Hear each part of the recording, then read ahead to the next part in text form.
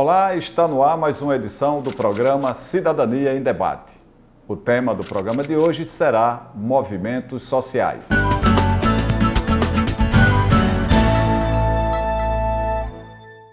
E para essa conversa convidamos o professor Roberto Lacerda, que é professor do Departamento de Educação em Saúde da Universidade Federal de Sergipe, campus Lagarto. Você já sabe que o tema de hoje é movimentos sociais. Vamos ver o que preparamos para vocês. Os movimentos sociais são formas de expressão da organização e ação coletiva na qual atores sociais que partilham ideias, identidades ou solidariedades e enfrentam estruturas sociais ou práticas culturais dominantes e produtoras de injustiças e exclusão.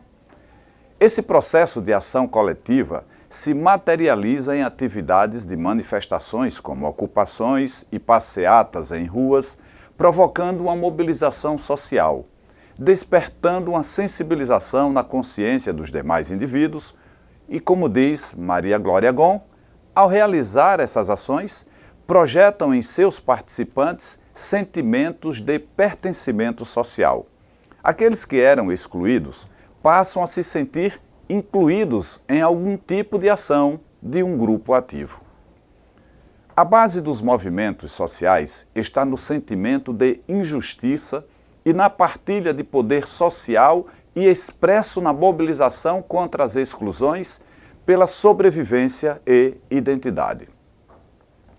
A compreensão que a vida política não é exclusiva aos partidos políticos, sistemas eleitorais e representação em corpos legislativos e executivos, bem como a descoberta dos grupos sociais, que seus objetivos e anseios não podem ser conquistados dentro dessa estrutura ou são bloqueados cotidianamente por ela, é um dos elementos propulsores dos movimentos sociais. O sentimento de inconformidade com a cristalização das injustas estruturas sociais fomentou uma intensa capacidade de mobilização que fez com que sindicatos e diversos movimentos, com diversas motivações de luta, conquistassem importantes direitos de cidadania ao longo da história brasileira. Nas sociedades modernas, há uma variedade de movimentos sociais que possuem variadas formas e tamanhos. Com o objetivo de trazer mudanças para uma questão pública, como a expansão dos direitos civis para um segmento da população, os movimentos sociais são confrontados por movimentos contrários em defesa do status quo.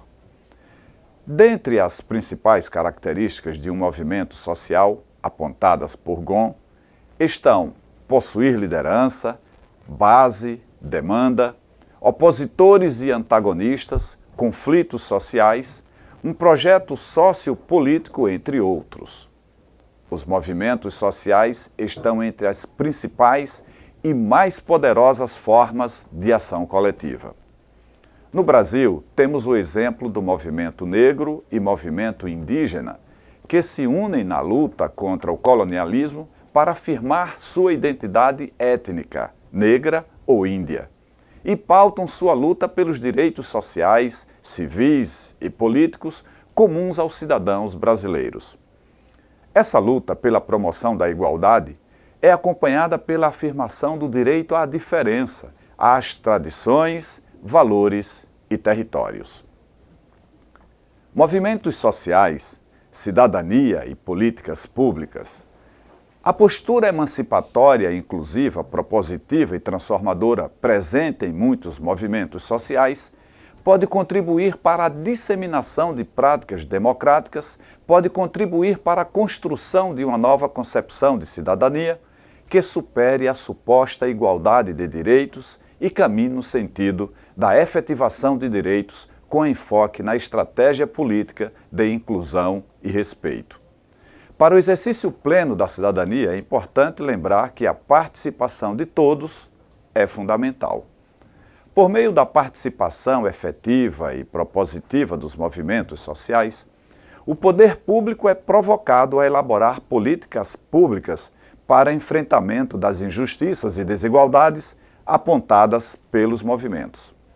Uma experiência recente e transformadora no Brasil foram as políticas públicas compensatórias, as ações afirmativas, que após décadas de mobilização e luta do movimento negro, já promoveu o acesso ao ensino superior de de milhares de estudantes afro-brasileiros. Movimentos sociais e religião. Apesar de quase sempre vinculadas ao poder dominante e buscando enquadrar os sujeitos à ordem e normas da sociedade, dentro das igrejas, diversos movimentos se engajaram nas lutas sociais pelo direito à vida com dignidade. Na América Latina, aconteceu o fenômeno da ascensão da teologia da libertação enquanto movimento religioso muito articulado às lutas sociais. Entre elas, o direito à terra. Essa articulação aos grupos populares do campo contribuiu para a origem de um dos principais movimentos sociais do Brasil nos últimos anos, o movimento dos trabalhadores rurais sem terra. Desafios para os movimentos sociais no Brasil. Nos últimos anos, o movimento social de cunho reivindicatório da promoção da justiça social no Brasil tem enfrentado inúmeros desafios. O processo de criminalização dos movimentos se dá em diversos campos, desde o midiático, com campanhas difamatórias que visam a criminalização de alguns movimentos, até o campo legislativo, com a tentativa de aprovação de projetos que visam colocar alguns movimentos na ilegalidade. O fenômeno de polarização da sociedade, com o constante acirramento nas disputas ideológicas, que em diversas situações tem ocasionado episódios violentos, traz à tona a necessidade de revisão dos princípios democráticos que legitimam a participação. Nesse sentido, o processo de formação política e cidadã deve ser abraçado pelas famílias, escolas e sociedade em geral, com o intuito de garantir a pluralidade de ideias e a promoção da justiça social no Brasil.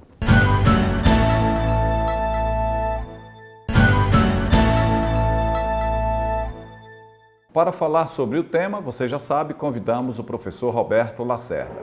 Mas antes, vamos ver o que as pessoas disseram nas ruas. Você exerce o controle social das políticas públicas? Sempre estou procurando meus direitos, participar de forma mais efetiva, do meu voto também, questão de forma consciente. Não consigo exercer a condição na política pública, não consigo. Eu, particularmente, me intero bastante em relação à política e sou contra, de certa forma, alguns movimentos que são meio que partidaristas ou são que acabam agredindo a liberdade de expressão e de movimento de cada cidadão. É sempre importante, né, a gente estar ciente dos nossos direitos para que a gente possa cobrar, né?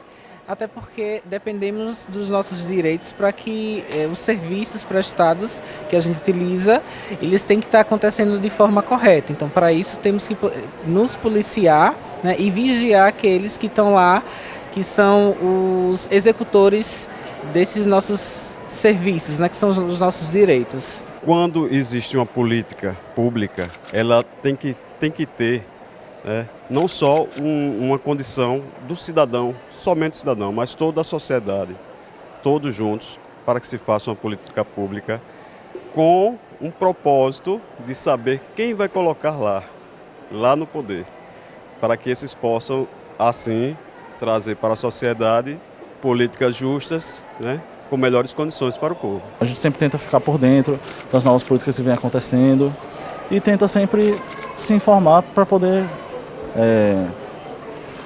exercer um melhor papel como cidadão, né? É difícil, mas assim, procuro, na medida do possível, sim. É muito importante, né, a gente cumprir nosso papel de cidadão, né? Sempre que for necessário, a gente deve sim, mais do que uma obrigação, a gente cumprir para uma melhoria também da nossa sociedade, enfim. Qual a importância dos movimentos populares e sociais? Os movimentos sociais, basicamente, teriam como princípio buscar uma melhoria para toda a sociedade, na sociedade como um todo. Passou-se a acontecer que os movimentos sociais passaram a trabalhar em função de alguns partidos ou de interesses próprios. Nesse sentido, eu não concordo. A partir do momento que um movimento social ou político vier buscar o bem-estar de toda a população, sim, sou a favor, concordo. No caso contrário, não. Os movimentos populares e sociais são muito importantes, por quê? Porque é a partir dos movimentos que toda a sociedade pode se acordar para determinados apelos. No entanto, os movimentos sociais têm que ter um propósito. Se não tiver um propósito, ou seja, se for ligado à política, tem que ter um propósito político. A religião, um propósito religioso. A importância desse movimento, dos movimentos sociais, é justamente isso, é fiscalizar. Se não existe fiscalização, não existe o serviço executado da forma como tem que ser, né? Então, a importância da população fiscalizar, né, havendo movimentos sociais, é justamente isso, fazer com que as coisas aconteçam. É importante para a sociedade, né, para ver o movimento e ficar por dentro das notícias. A importância para mim dos movimentos sociais é na busca dos seus direitos como cidadão, conquista de melhorias. É importante que existam esses movimentos para que elas possam ser representadas, por exemplo, no governo, possam ser representadas nas políticas públicas de forma geral. É dessa maneira que a gente consegue fiscalizar as ações dos políticos, né? Porque só com esses movimentos sociais, assim, desse jeito a gente consegue expressar a nossa opinião. Bastante importante a população ela agir, né? Sempre que ocorrer alguma coisa, mostrar que está ativa, que está interessado em uma melhoria de alguma coisa. A gente fica muito entristecido quando tem interesses políticos, né, em alguma dessas mobilizações, enfim. Mas eu acho importante, eu acho que vale a pena, sim, quando a gente entende que é para uma melhoria do todo, né, de toda a nossa sociedade também. A importância para mim dos movimentos populares sociais é mais voz para as pessoas que não são tão favorecidas, que não têm tantos direitos também. E para que também que cresça e desenvolva cada vez mais esses movimentos, por isso que eu apoio. Estamos de volta com o programa Cidadania em Debate e o tema de hoje é movimentos sociais. E o nosso convidado, o professor Roberto Lacerda. Professor, obrigado por ter aceitado o nosso convite, é um prazer enorme tê-lo aqui nesse programa para que possamos dialogar com os nossos telespectadores sobre o tema movimentos sociais. Então, começaríamos conceituando o que seriam movimentos sociais, contextualizando para que os nossos telespectadores possam inteirar-se do tema e participar conosco, acompanhando aqui esse nosso bate-papo, essa nossa conversa. Bom, agradeço o convite, Dr. Emerson. Esse tema que é extremamente importante e urgente. Então, para iniciar, é importante a gente esclarecer que o movimento social nada mais é do que uma ação coletiva, né, de um grupo de pessoas, uma ação coletiva organizada, de um grupo de pessoas que quer uma mudança social e se propõe a implementar, a lutar por essa mudança através da ação política. Então, há uma confusão muito grande, né, na sociedade e um processo até de criminalização, mas a mais importante forma, né, de conquista das mudanças sociais é por meio dos movimentos sociais. Então a gente percebe que os movimentos sociais, eles são temáticos, eles têm uma ideia que agrega pessoas, né, nesse sentido, e a gente viu das entrevistas que algumas pessoas falaram da questão da partidização dos movimentos, como se pudesse existir movimentos sociais sem política. Eu gostaria que o senhor comentasse um pouco sobre isso. Bom, essa questão é bem interessante, né? Como o senhor falou. Então, um movimento social, normalmente, ele tem uma pauta específica, tem uma causa que move esse grupo de pessoas que se sente, né, injustiçado, ou que se sente desprovido de algum direito e que se organiza, né, de forma coletiva a fim de implementar ou de lutar para que essa realidade se transforme. Então, a própria organização para lutar por um ideal, né, por um objetivo, é uma ação política. E a confusão é que as pessoas vinculam a política como uma única forma de participação na vida política através dos partidos, quando a gente sabe que não é apenas através dos partidos. E os movimentos sociais é uma dessas formas que implementou e que a gente tem ao longo da história várias conquistas, né, de direitos, como o direito à saúde de forma universal, através do Sistema Único de Saúde, como uma conquista fruto das lutas dos movimentos sociais. Então é importante a gente ter clareza que o movimento social é uma possibilidade, né, de participação do cidadão na vida política e também, né, na transformação social da realidade. Numa referência histórica, isso ganha importância, que a gente sabe, a gente conhece do processo de alienação intelectual e até, de certa forma, de alienação da participação da vida pública do nosso país no processo de formação da nossa nação. E os movimentos sociais ganham relevância nesse contexto porque, como o professor já referiu, o direito à saúde e vários direitos, né, foram conquistados através da ação de movimentos. E nesse momento de crise da democracia participativa, como nós da democracia representativa, como vivenciamos aqui no Brasil, é fundamental, né, que nessa migração para a democracia participativa a gente tenha a participação cada vez maior dos movimentos. Como o senhor reconhece esse momento atual dos movimentos sociais aqui no Brasil? Porque a gente tem a percepção desses movimentos inseridos não apenas nas causas sociais, né, mas diversos movimentos. Qual a relevância e a importância e como o senhor vê nesse momento os movimentos na nossa conjuntura, no nosso cenário, no momento que vive o Brasil? Bom, acho que esse momento que a gente vive é um momento assim, extremamente complexo, né, que é marcado por um processo de criminalização dos movimentos sociais, principalmente aqueles movimentos que têm como pautas a emancipação, né, de grupos que vivem em situação de exclusão, de vulnerabilidade, seja pela luta acesso à terra, acesso à educação, nível superior, pelas ações afirmativas, como um exemplo da luta do movimento negro.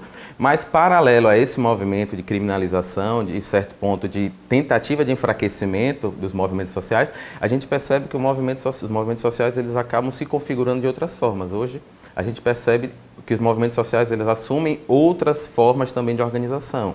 Para além da organização física, a gente tem também os movimentos que se organizam hoje, né, nas plataformas virtuais. Então a gente percebe os movimentos, principalmente movimentos jovens de periferia, que lutam pelo direito à comunicação, né, os movimentos estudantis, né, que há tempos atrás lutava pelo acesso universal, que hoje também luta pela permanência. Então não basta entrar na universidade, tem que também ter políticas públicas que façam com que esse jovem, né, que foi historicamente excluído do acesso ao ensino superior, permaneça na universidade. Então a gente percebe que é um movimento de reconfiguração. Então, os movimentos sociais, há uma tentativa, porque os movimentos sociais normalmente eles são de contestação de uma ordem vigente, né, que favorece poucos em detrimento da exclusão, né, da marginalização de muitos. Então, todo esse processo de exclusão ele enfrenta uma grande resistência, né, das classes, das categorias que se beneficiam desse processo de desigualdade no Brasil.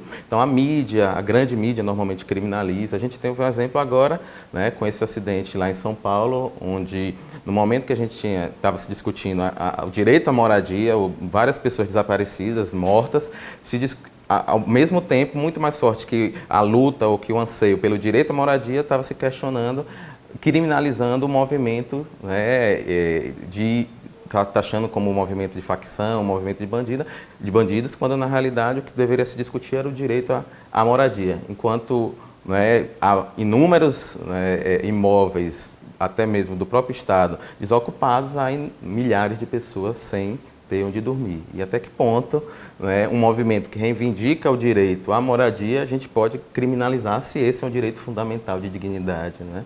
Direito humano básico, que é o direito à moradia.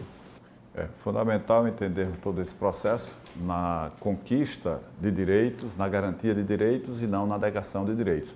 Mas, professor, me parece que o que perpassa, um dos aspectos que perpassa a questão da criminalização é a questão da intolerância, né? Do ódio hoje nas relações, da falta de diálogo. As pessoas hoje vivem como que segregadas por suas ideias, pelo seu modo de pensar e não dialogam. E perdem a oportunidade de construírem algo que é muito enriquecedor, que é o diálogo na diversidade. Então, como o senhor avalia essa questão da intolerância nesse cenário de criminalização dos movimentos sociais? Esse é um ponto interessante, porque a gente vive, na realidade, uma cultura da violência. Então, se um determinado grupo ele tem uma opinião diferente da minha, dentro dessa cultura, dentro dessa dinâmica, isso já faz com que eu sequer escute ou sequer compreenda, eu tenha um mínimo de empatia por aquele grupo ou por aquela casa. Se eu tenho uma casa, quem está lutando pelo direito à casa, às vezes eu já vejo como um vagabundo, como um bandido, porque aquilo teoricamente não me afeta.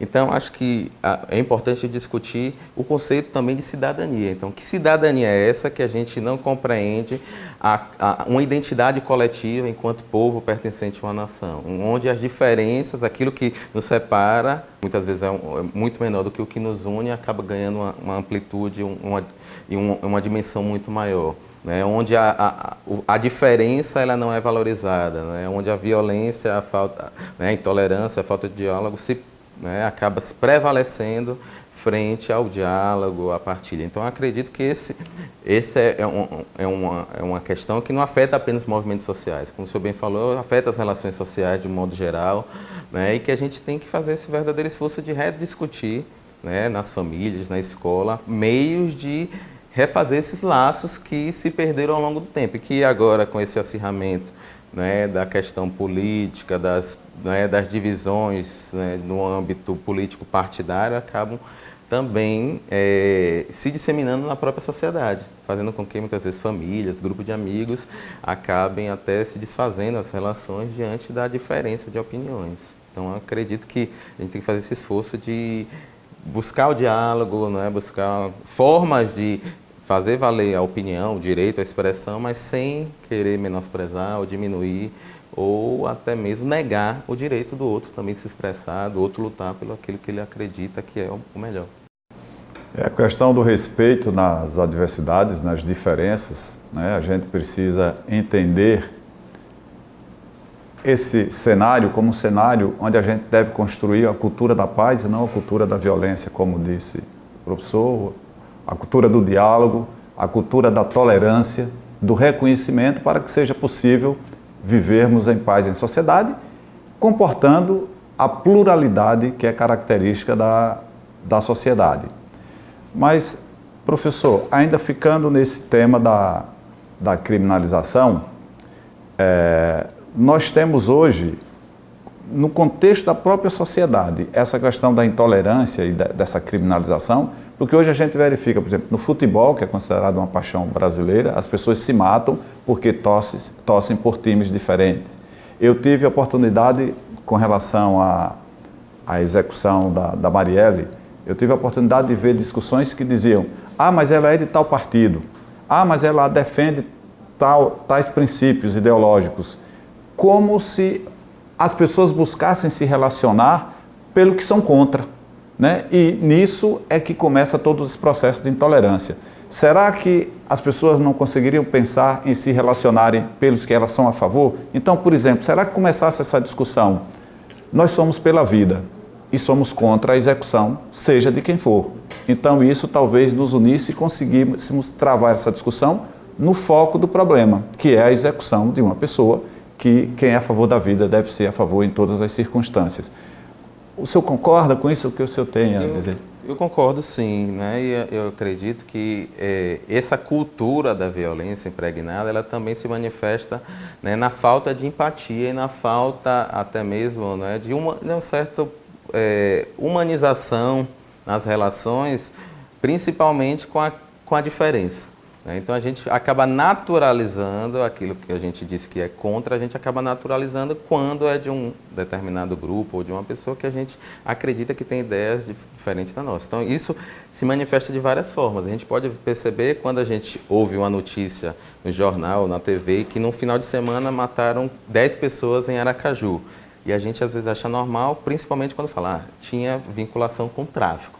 A partir daí, então, e isso é muito complexo, porque a gente vê que a gente acaba se aproximando cada vez mais da barbárie. Então, que sociedade é essa, né, que a gente diz que no nosso regulamento jurídico não existe pena de morte, mas a gente acaba apoiando e naturalizando, né, uma execução sumária, muitas vezes até pelo próprio Estado, considerando que aquele indivíduo tinha, né, um suposto envolvimento com o tráfico. Então, a gente é a favor, né, é contra ou é a favor da pena de morte? Que tipo de vida? Então, a gente acaba hierarquizando, dando determinadas vidas valem mais do que outras, e acho que essa é a discussão que deve ser feita. E eu acredito que uma ferramenta, né, e uma forma simples da gente poder mediar esses pensamentos, essas falas, é através da empatia, se colocar no lugar do outro. Será que se fosse eu, será que se fosse minha mãe, meu filho, uma pessoa que eu amo muito, que estivesse na situação, eu pensaria da mesma forma? E aí eu acredito que se a gente tiver mais esse espírito coletivo, né, e diminuir um pouco esse ímpeto individualista, eu acredito que a gente caminha num sentido diferente, um pouco mais harmônico. Porque esse caminho que a gente tem tomado, acho que ele não tem trazido bons resultados. É isso. Nós temos discutido ao longo dos nossos programas, né, nessa ética utilitarista, essa ética onde o individualismo impera, nós temos nos afastado de tudo isso, de entendermos, como a gente já discutiu aqui em outros programas, a autonomia do ser humano, a autonomia e a dignidade do ser humano. Nós somos únicos, irrepetíveis e temos autonomia. No entanto, nós vivemos em comunhão e para exercermos essa autonomia, nós temos que respeitar a autonomia do outro, o direito a pensar diferente e tudo mais. E nesse convívio em sociedade, né, que a sociedade é a figura do Estado, ela surge para garantir o bem comum, né, em tese para garantir a felicidade das pessoas, a gente vai vivenciando esse individualismo exacerbado, essa falta de diálogo na sociedade, que tem levado a essa situação de tolerância, de ódio aqui no nosso país, e essa questão dessa moral seletiva que diz, não me envolve, eu não tenho nada com isso, né? Quando esse pensar nos isola, nos imobiliza e nos leva a esse cenário que nós temos atualmente aqui em nosso país, e eu creio que mundialmente, viu? Eu tenho esse entendimento que essa questão da intolerância, ela toma conta, nessa visão individualista, ela toma conta do mundo e por isso que a gente vive nesse cenário de conflitos nas mais diversas áreas. Mas enfim, o nosso foco aqui é conversarmos sobre movimentos sociais. E aí, professor, a gente verifica, voltando ao resgate ao início do programa com o conceito de movimentos sociais, que eles existem para garantir direitos. E o que a gente verifica hoje na sociedade é justa essa negação de direitos e direitos consagrados constitucionalmente. Nós temos uma Constituição dita cidadã que garante direito à moradia, direito à saúde, direito ao trabalho, né, um salário digno e, no entanto, nós temos, e nesse momento atual, progressivamente a negação dessas garantias desse direito, como se nós estivéssemos vivendo um momento de retrocesso, né, nessa luta por essas conquistas. Como o senhor avalia esse momento atual desse cenário e o papel dos movimentos sociais em tudo isso? Bom, um dos elementos, né, que a gente observa é que a partir do momento que há essa luta e essa organização dos movimentos sociais, há um questionamento dessa estrutura que produz exclusão, que produz desigualdade. E a gente sabe que numa lógica, né, capitalista, neoliberal, de um país que foi fundado, né, sob o regime da escravidão, sobre, né, o peso da colonização e do extermínio indígena, e esse processo de formação de uma civilização já pautado na violência, na exclusão, ainda hoje tem muitas marcas que fazem com que a sociedade brasileira seja extremamente desigual. E aí, a partir do momento que os movimentos se organizam para questionar e para apresentar uma pauta, uma agenda e alternativas, essa ordem vigente também se estremece e se organiza a fim de manter esse processo. E essa é uma realidade que a gente observa, né? Então, como o professor bem salientou, então, a partir do momento que a gente vivenciou, pegando no âmbito da educação, a expansão do acesso ao ensino superior, que fez com que, como a gente tem aqui em Sergipe, né, eu estou lá no Campus Lagarto, então tenho filhos de agricultores de povoado, né, estudando medicina, enfermagem, odontologia, né, algo que era inimaginável. Paralelo a isso, a gente vê o movimento, né, no cenário, no nível da Câmara, projeto de lei na tentativa de privatizar o ensino superior, né? Então, negar esse direito que agora, quando a gente começa a engatinhar, então, falar-se em cobrar mensalidade, então são discussões que claramente vão fazer com que esse processo que estava em ascendente, a passos devagar, mas já vinha provocando mudanças, ele retroceda. Então, a gente observa que isso é um movimento que é natural, até porque quando o movimento social ele questiona, há quem queira manter o status quo. Então, é um movimento sempre de disputa. Por isso que ele deve se ocorrer no campo político. E aí as pessoas às vezes confundem, né? Para que essa disputa não saia do campo político e parta para a violência e para outras formas de resolução desses conflitos que existem. Estamos conversando sobre movimentos sociais. Vamos para o nosso intervalo e já deixamos aqui o convite para que continue conosco. Até já.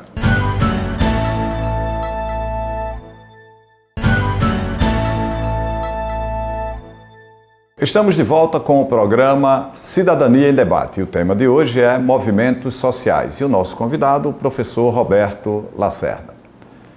Conversávamos aqui sobre a questão da negação de direitos, né? E o exemplo referido pelo professor foi sobre a educação, mas algo que nós temos também bastante problema com relação à negação de direitos é com relação à saúde. Já caminhamos com o tema moradia e falemos um pouco da questão da negação do direito básico, dever do Estado, que é a negação do direito à saúde. E aí nós temos diversos movimentos também que se caracterizam, do ponto de vista temático, pela ação na saúde.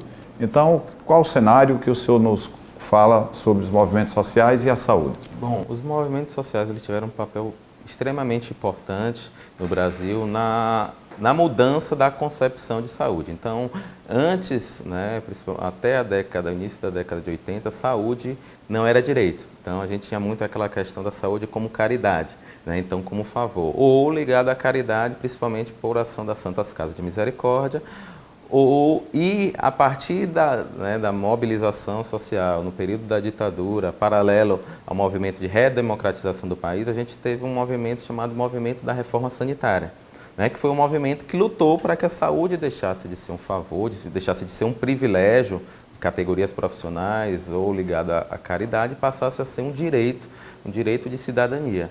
E aí, né, esse movimento culminou com a criação do SUS, né, que temos pouco mais de 30 anos, e nesse momento, né, a gente percebe que quando o SUS ainda estava engateando, desde o início ele sofreu fortes ameaças, né, e agora a gente ouve muitas vezes, o próprio ministro da Saúde, que é o gestor máximo da saúde no país, falar em planos de saúde populares. E aí, à primeira vista pode parecer tentador, até porque a imagem que se tem do Sistema Único de Saúde é que não funciona, né? Ele é um sistema universal que garante desde a vacina, então a água que a gente bebe, ela tem a intervenção do SUS por meio da vigilância sanitária, os alimentos, a vacina que a gente toma até o transplante. Então ele vai desde a atenção primária à alta complexidade. E aí quando se fala em plano de saúde populares, o que tem, né, por trás é a tentativa de acabar com a universalização do SUS, de precarizar a assistência à saúde enquanto direito de cidadania, fazendo com que seja ofertada uma cartela mínima de serviços, né, e que não tenha esses princípios, né, da universalidade, da equidade, da integralidade na assistência. Então, a gente vive um momento muito crítico, né, a saúde, assim como a educação, como a própria democracia, né, ele vem vivendo um momento muito crítico, até porque no Brasil a gente vive... O SUS ele surgiu já num cenário num paradoxo, porque é um sistema universal, então ele vem falar de saúde para todos, enquanto direito de cidadania, enquanto papel do Estado, dentro de uma lógica neoliberal, onde fala que o Estado tem que ter uma intervenção mínima, uma participação mínima. Então ele já nasceu nesse cenário contraditório, e aí a dificuldade, né, dele se estabelecer, principalmente quando quem deveria fazer com que ele desse certo, né, o próprio Estado, muitas vezes é o primeiro, ou ele acaba articulando para que o próprio SUS não dê certo, né? E a gente sabe o quanto a gente perde com isso. A gente pode ver nesses pouco mais de 2 anos de alguns retrocessos, com o fechamento da própria farmácia popular, o quanto isso tem afetado na população, né, que faz uso de medicamentos de forma continuada. E isso paralelo também a outras políticas sociais. Então a gente percebe que se não houver essa resistência, essa defesa intransigente do SUS, toda a sociedade brasileira perde, porque quando a gente olha os indicadores de saúde antes do SUS e depois do SUS, a gente percebe o quanto o SUS transformou. Então o SUS ele é considerado, um dos maiores sistemas de saúde, né, do mundo. E, apesar das dificuldades, ele tem muitos méritos. E se a gente, na saúde, a gente trabalha muito com indicadores negativos de morte e adoecimento, mas se a gente conseguir se pegar quantas crianças deixaram de morrer, quantas pessoas tiveram sua vida prolongada, com qualidade, graças ao SUS, a gente teria uma visão completamente diferente. E a gente também valorizaria a importância de toda a sociedade se mobilizar, se organizar e lutar para a defesa do SUS, enquanto um patrimônio, um verdadeiro patrimônio da sociedade brasileira.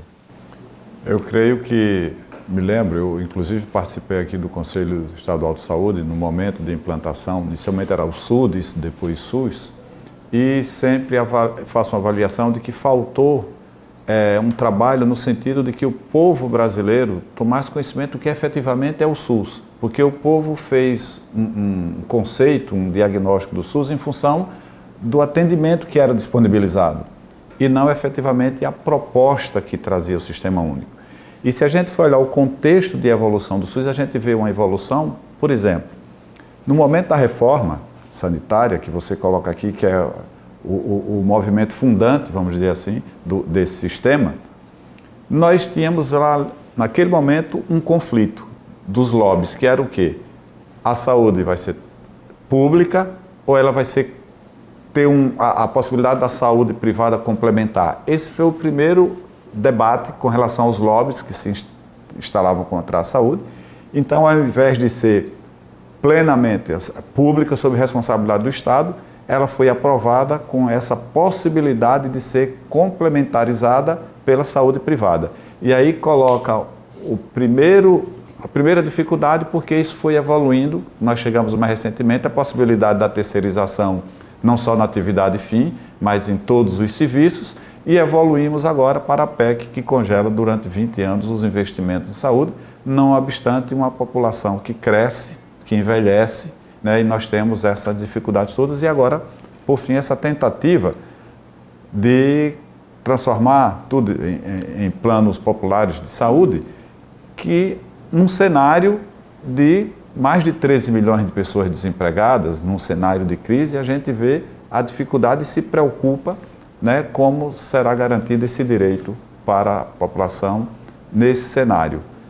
Que avaliação o senhor faz disso tudo com relação a essa involução do Sistema Único? Bom, eu acho que o senhor trouxe um elemento, né, bem importante do surgimento do SUS. Qual o cenário conflituoso, né? Então, essa questão da relação público-privado, do subfinanciamento no sistema, onde a gente vê um quadro epidemiológico complexo do Brasil, né, que paralelo ao perfil de doenças infecto-parasitárias, ou seja, de doenças comuns em países em desenvolvimento, a gente tem também doenças...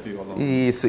Na realidade, não houve uma transição, houve uma coexistência, porque a gente ainda tem, né, o Brasil faz parte de um grupo de 6 países apenas que tem 75% dos casos de tuberculose, né? Então, a gente ouve falar de dengue, né, agora de febre amarela, doenças, né, hanseníase, que persiste ao longo do tempo. Paralelo a isso, as doenças crônico-degenerativas. Então, isso acaba fazendo com que esse sistema, que é universal, ele tenha uma carga muito grande, né, de demanda. Os acidentes. Isso, as causas externas, né, que na população jovem é a principal causa de morte e mortalidade. Então, paralelo a isso, a gente tem uma involução na oferta de recursos. Então, a gente vê um quadro extremamente complexo. Além disso, também o próprio problema da gestão, onde, né, a gestão muitas vezes deveria ser técnica, ela acaba seguindo o critério político partidário e com isso, né, muitas vezes quando o gestor ele não tem essa capacitação, acaba dificultando a operacionalização desse sistema que é complexo. Então,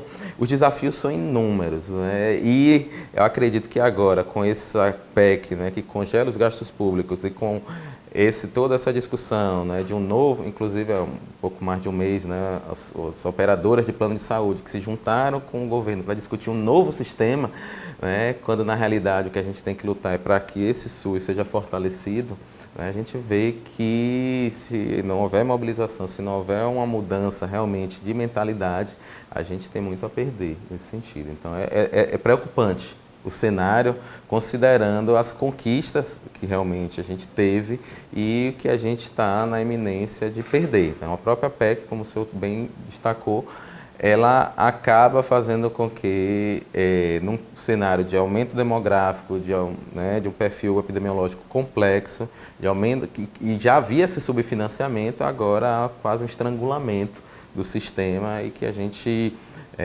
realmente tem que haver essa mobilização e essa luta para que esse cenário mude. O senhor falou na sua resposta rapidamente sobre a partidarização nas políticas públicas da saúde. Vamos aprofundar um pouco isso e eu vou trazer como contraponto aquilo que o nosso telespectador comentou ao ser entrevistado, que ele fala da partidarização dos movimentos sociais, né? Que isso é algo que a gente vê na grande mídia, vê tudo isso. E, no entanto, a gente que vive a questão da saúde, a gente sabe claramente que existe uma partidarização das políticas públicas da saúde, né? Quase sempre a Secretaria da Saúde é entregue a um partido político, o Ministério da Saúde é entregue a um partido político. Então aí nós temos efetivamente a partidarização e a população não tem consciência disso. Isso não é discutido como um dos males, inclusive um dos problemas que fazem com que o SUS não seja eficiente, não seja eficaz como deveria.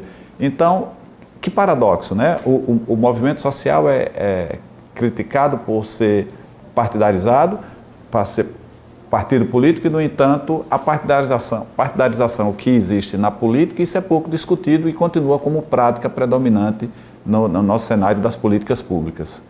Gostaria que o senhor comentasse um pouco disso. É uma questão interessante, né? Porque a gente vive num país, né, que tem uma democracia que se diz uma democracia representativa. Só que quando a gente vê uma distância entre os anseios da população, que elege um determinado grupo ou um determinado candidato, né, para implementar ou para fazer valer as políticas que beneficiam o coletivo de um modo geral, mas quando esse gestor, esse legislador, ele assume, muitas vezes o interesse individual ou do grupo se sobrepõe ao interesse da coletividade. Isso acaba dificultando realmente e fazendo com que haja cada vez mais a necessidade do fortalecimento dos movimentos sociais como um contraponto e como uma maneira, como o telespectador bem colocou, de fiscalizar, de lutar e de exigir, de apresentar também uma pauta. Porque quando essa democracia que se diz representativa, mas na prática ela não representa os anseios da coletividade, aos interesses do partido ou do grupo, sofre toda a população. E a saúde não é um setor que sofre muito, porque é um setor complexo, o sistema de saúde ele tem uma legislação, o próprio quadro epidemiológico, como eu falei, do Brasil, ele é complexo e requer uma gestão técnica qualificada, e na prática a gente percebe que o critério político partidário ele se sobrepõe ao critério técnico. E aí os interesses de um pequeno grupo acabam se sobressaindo ao interesse da coletividade. Então, destaco mais uma vez que é a partir dos movimentos sociais que há esse contraponto e uma forma da efetiva participação. Por quê? Porque essa democracia representativa, quando o indivíduo elege um determinado grupo ou um determinado candidato que diz que vai lutar pela bandeira da saúde, do SUS, da educação pública, de repente ele está lá defendendo interesses do determinado plano de saúde que financiou a campanha dele. Na prática, a gente vê que a gente percebe isso em boa parte das votações, Então, não é o interesse do coletivo que está sendo colocado, é o interesse de corporações e de grupos que financiaram aquela campanha, E se não houver essa polarização, essa pressão, esse tensionamento, sempre os interesses do povo serão deixados em segundo plano. É o que a gente tem observado, porque a gente não tem uma democracia representativa de fato. Há uma representatividade apenas no voto, mas na hora do exercício, do mandato, do exercício ou da própria prática da gestão, o interesse da coletividade não é o que se sobrepõe ou que se sobressai. Isso fere de morte a nossa democracia representativa. Daí a necessidade de construirmos, a partir desse contexto, a democracia participativa com o envolvimento de toda a sociedade. Professor, estamos chegando ao final do nosso programa e rapidamente, para fazer a diferenciação, já falamos aqui movimento social, partido político, movimento social, sindicato. A diferença básica para que Esclareça para os nossos telespectadores. Bom, os sindicatos, eles são um tipo de movimento social que tem como pauta principal a luta pelos interesses do trabalhador, né? Que são, que hoje também vivenciam, sofrem esse processo de criminalização. Então, hoje, se a gente tem, né, direito a 13º, carteira assinada, férias, alguns benefícios, né, trabalhista, foi fruto da mobilização. Então, só quando a gente observa o próprio surgimento do capitalismo, né, a jornada de trabalho, que era extremamente exaustiva, crianças que trabalhavam em situações insalubres. Então, a partir da organização dos trabalhadores, por meio dos sindicatos, né, que houve essa necessidade, essa cobrança, essa pressão para que, paralela à situação precária de trabalho, fossem ofertadas outras condições. Então, os sindicatos e movimentos sociais são formas, né, de organização e de ação coletiva. Né, os sindicatos como pauta principal os direitos trabalhistas e os movimentos sociais as causas mais diversas, como a gente tem, né, os movimentos sociais de mulheres que lutaram pelo direito ao voto, né, o movimento negro pelas ações afirmativas e pela reparação pelo histórico de escravidão, que culminou com acesso à universidade e outros benefícios, o movimento indigenista que luta pela demarcação de terras e vários outros movimentos. Então, o movimento social ele é extremamente salutar para a democracia, né, porque ele possibilita a participação ativa do cidadão. Então, acho que é importante a gente defender, é importante a gente discutir isso desde a escola, para que a gente tenha uma sociedade que valorize mais o coletivo e menos o individual. É isso. Conversamos com o professor Roberto Lacerda com o tema, ou sobre o tema movimentos sociais. Você pode rever o nosso programa amanhã a partir das 19 horas, ou então nas nossas mídias sociais. Muito obrigado e continue conosco.